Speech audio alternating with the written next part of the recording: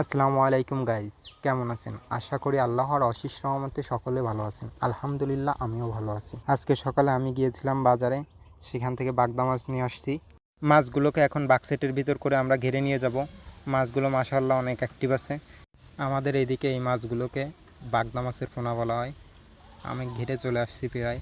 আমার ঘেরে ওই যে একটা বাসা দেখতে পাচ্ছেন, এইখানে আমার মাছগুলোকে ঘেরে ছাড়ার পূর্বে কিছু সময় ধরে নার্সিং করতে হবে। এখন আমি ককসেটের ভিতর মাছগুলোকে ঢেলে দিব। যে পলিগুলো দেখতেছেন, এই পলিগুলোর ভিতরে এক একটা পলিতে প্রায় 2000 করে মাছ আছে। 2টা পলিতে 4000 মাছ আছে। আমি মোট 4টা পলি নিয়ে আসছি, 8000 মাছ আছে।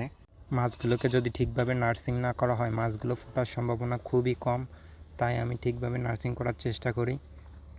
দেখতে পাচ্ছেন, এখন আমি গাছের সাথে পানির পলিটা বেঁধে পানিতে অক্সিজেন বাড়ানোর চেষ্টা করতেছি, যাতে মাছগুলো ঠিকভাবে অক্সিজেন নিতে পারে এবং স্বাভাবিক অবস্থায় ফিরে আসতে পারে। আমি প্রায় আধা ঘন্টা ধরে নার্সিং করছি। এখন মাছগুলোকে ছেড়ে দিচ্ছি। মাছের পলিগুলোকে গুছিয়ে আমরা এখন বাড়ির দিকে চলে যাচ্ছি।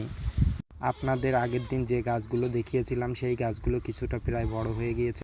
আসসালামু আলাইকুম, সবাই ভালো থাকবেন। আজকে এই পর্যন্ত। আল্লাহ হাফেজ।